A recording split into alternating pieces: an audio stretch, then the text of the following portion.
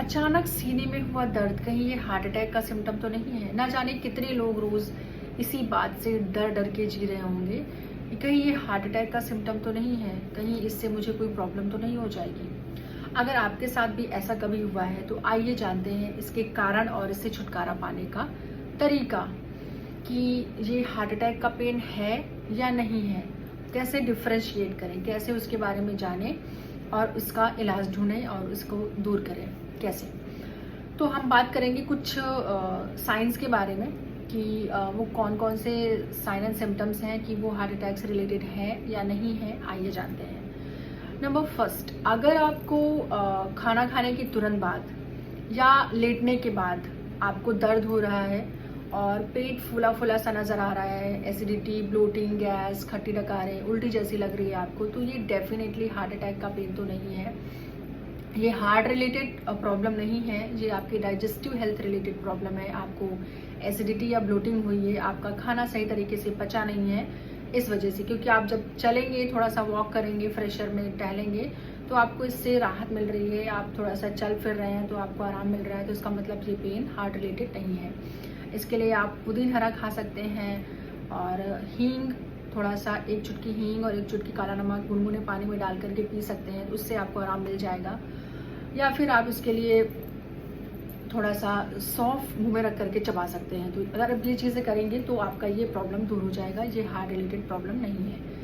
Number second है कि अगर चेस्ट पेन अचानक से शुरू हुआ और किसी एक पर्टिकुलर पॉइंट पे हो रहा है तो ये हार्ट रिलेटेड पेन नहीं है बिल्कुल भी। ये क्योंकि आपके मसल के खिंचाव के कारण हो रहा है, मसल स्ट्रेन के कारण हो रहा है। मसल स्ट्रेन का जो पेन होता है वो किसी एक वन पॉइंट पेन होता है, किसी एक पॉइंट पे ही वो पिंचिंग पेन होगा।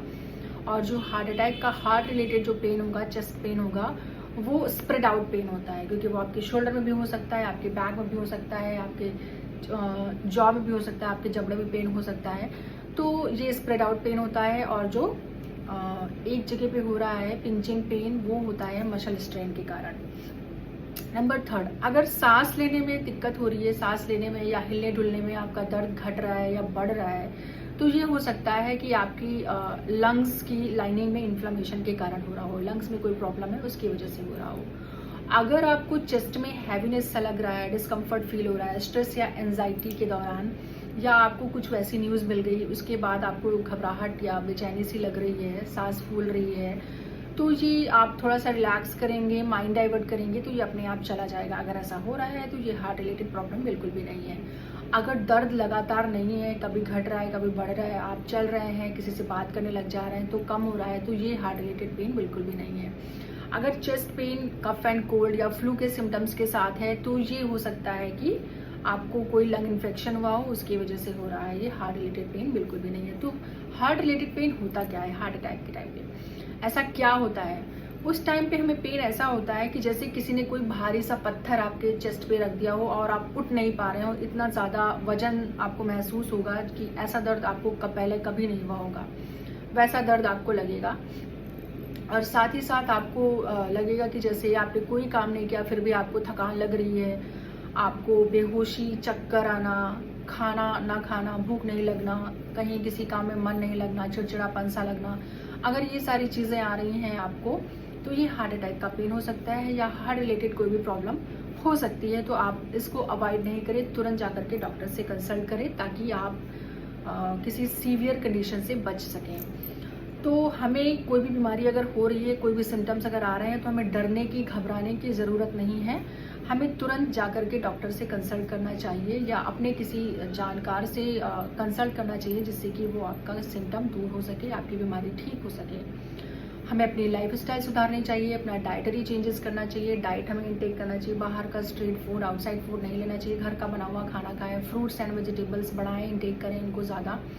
और सुबह उठ के योगा और प्राणायाम करें, वॉकिंग करें, क्योंकि हेल्दी रहने के लिए हमें वर्कआउट हमारी बॉडी के लिए बहुत ज़्यादा ज़रूरी है, जिससे कि हमारी बॉडी में प्रॉपर रूप से ब्लड सर्कुलेशन बना रहे, ब्लड क्लॉट्स ना फॉर्म हो, बाकी सारी चीज़ें ना हो। तो इसलिए हमें वर्कआउट बहुत ज़रूरी है। ब्रीदिंग एक्सरसाइज इसलिए ताकि हमारा डाइजेशन भी बना रहे और हमारी लंग्स की जो ब्रीदिंग एक्सरसाइज करने से हमारी लंग कैपेसिटी बढ़ेगी, हमारा हार्ट भी हेल्दी रहेगा। तो ये सारी चीज़ें करने से मेडिटेशन, थोड़ा सा योग निद्रा, ये सारी चीज़ें करने से हमारी जो हार्ट हेल्थ है वो मेंटेन होगी, डाइजेस्टिव हेल्थ भी मेंटेन होगी, ओवरऑल हमारी जो बॉडी की हेल्थ है वो मेंटेन होगी। और साथ ही साथ prevention is better than cure, तो क्योर करने से अच्छा है हम उसको प्रिवेंट कर लें। तो इसीलिए आप हेल्दी लाइफस्टाइल अपनाएं, हेल्दी डाइट अपनाएं, जिससे कि ये सारी चीज़ें आपकी लाइफ में कभी आए ही ना। ठीक है गाइस, ऐसी चीज़ों को जानने के लिए हमें लाइक करें, फॉलो करें और शेयर करें, जिससे कि रोज़ मैं आपको ऐसे ही अच्छी अच्छी जानकारियाँ दे सकूँ। Okay, bye bye.